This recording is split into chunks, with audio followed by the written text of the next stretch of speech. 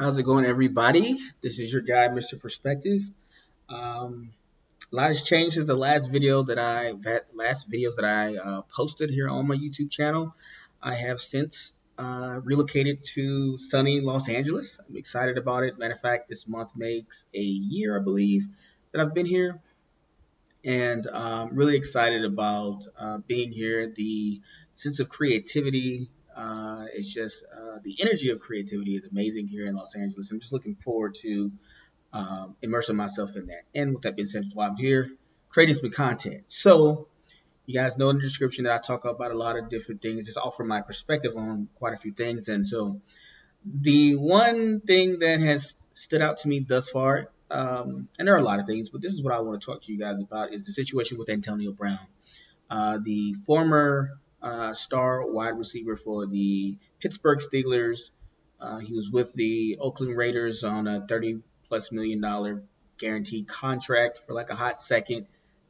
Pulled some crazy shenanigans about a helmet, then recorded and released a private conversation one on one with the coach John Gruden. But hold on, he has a history of doing that because he actually did the same thing to in the locker room to head coach Mike Tomlin for the Pittsburgh Steelers. So of course he was consequently picked up by the New England Patriots. What a win! Already was thrown a touchdown in his first debut game with Tom Brady, so it was going to be amazing. However, he had some allegations. You can call them what they were. I don't know whether they were real or not. Neither allegation was going to be pursued. They were thrown out, and I think the gentleman let his ego get in the way of just moving on from a business standpoint. You had already won. The legal jurisdiction was not going to be pursued, and also the NFL had said that he was scheduled to play in the next game coming up.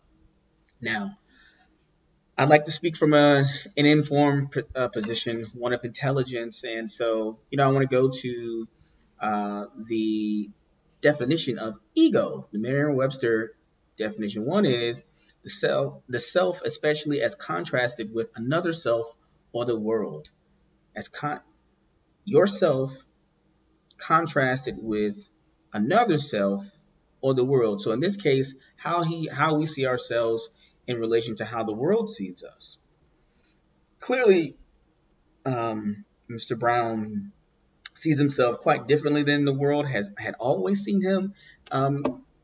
As a fan of sport, as a fan of the National Football League, although I haven't watched the game since the Colin Kaepernick protest, which we're going to talk about that because I had an intellectual conversation with my best friend about if we can get back into watching the NFL games. But still, he was always widely known as being a great talent, but was quite a showman uh, off the field, with how he would come to training camps and all these different things. And um, we now get a chance to see why it is that a well-respected organization such as the Pittsburgh Steelers, who normally they stick with you, especially if you're producing, they cut ties with him. And I think Coach Mike Tomlin stated that he didn't want to coach that clown anymore.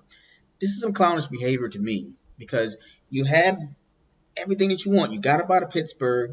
You bounced into a situation with the Raiders where you're getting 30 million guaranteed. They're basically overpaying because they need the name brand splash and cachet of an Antonio Brown, and it's going to help the development of their quarterback. So you got everything that you wanted. And let's say that you decided you didn't want to be there. Well, you were able to force your way out and get to the New England Patriots to make sure that you at least finish your career with a Super Bowl ring. But you screwed that up. I don't know who is on your team that's advising you, or if they have the ability to speak to you in a manner where you might even be willing to listen to them, because clearly your ego got in the way.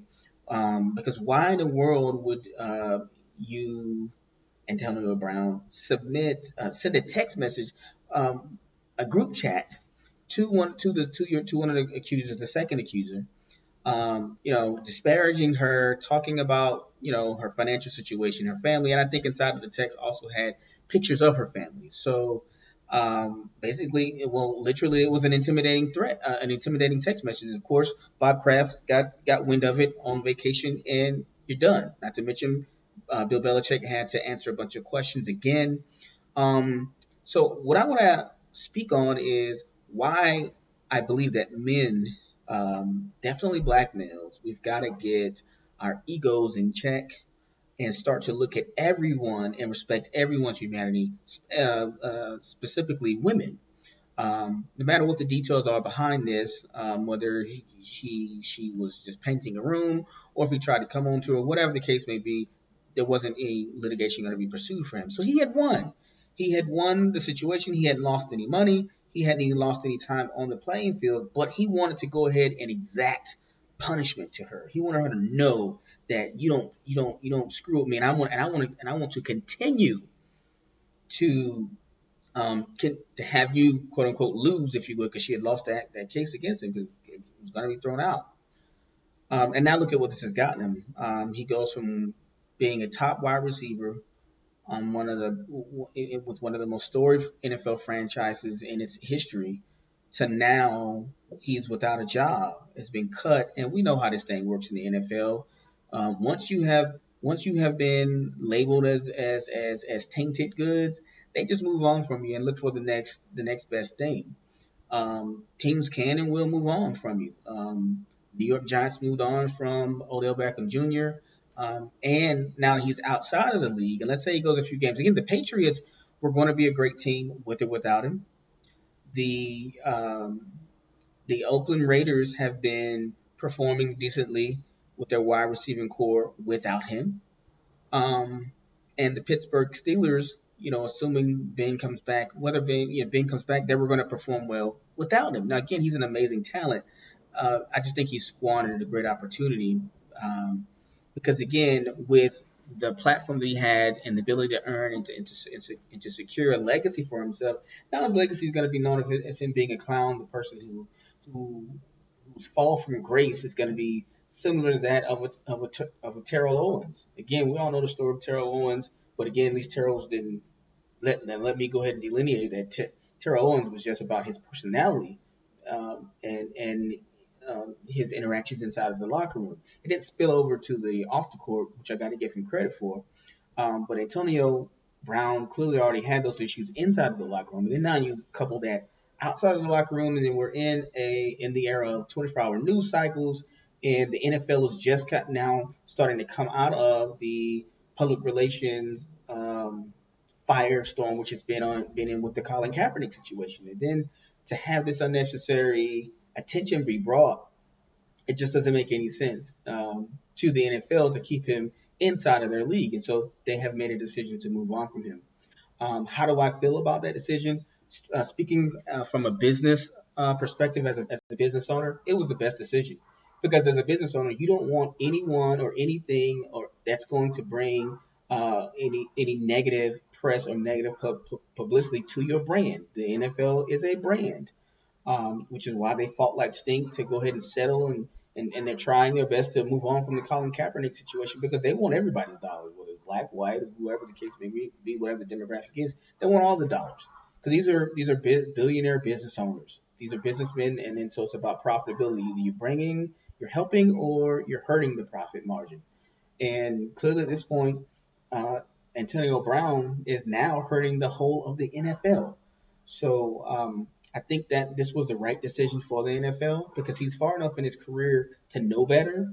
And I think he's far enough in his career to where he's made so much money and has amassed so much notoriety and so much leverage on the teams because of his productivity. Now, mind you, at 30, I forgot but I think he's eclipsed or has reached at least the 30-year-old mark. We know that usually in the NFL, when you hit that 30-year old age range, that's when the productivity begins to scale down, it begins to tail off.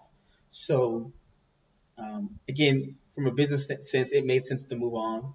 Um, I really wish that things could have happened differently for him, but whether it's he advising, he just going off on his own recognizance, or the team of individuals that are around him, i.e., the folks that he jumped on in the group chat with to send those text messages, to attach them to ridicule and basically intimidate and try to humiliate the second accusers.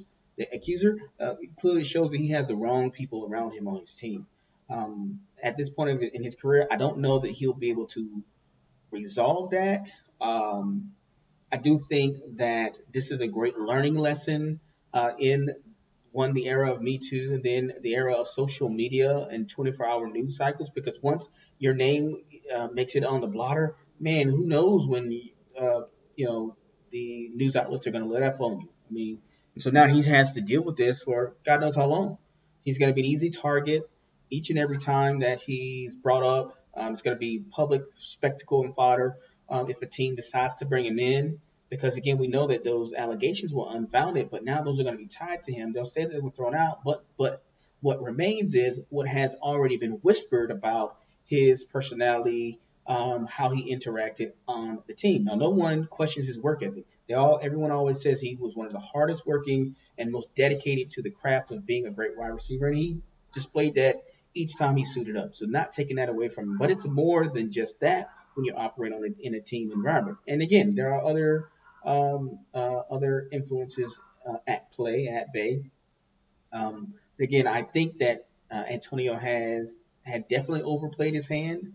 I believe that he felt as though that because those cases were going to be thrown out, that he could just now say and do what he wants, that there wouldn't be any repercussions, and somehow now it's open season for the accuser to go ahead and say those things to her. I mean, in my mind, I don't even understand how the logic is presented to oneself to even reach out to her after things have went in your favor. What more can you accomplish? Especially how culturally unaware must you be to not recognize that, okay, we're in a Me Too environment where you know what, you especially if you're a male of power or financial or great financial means, you got to be careful with how you're interacting with people, and more specifically how you're interacting with women, because now we're in a time where you're going to be held to account and judgment in ways that where it was not always the case. And but that's my thoughts and my perspective on Antonio Brown.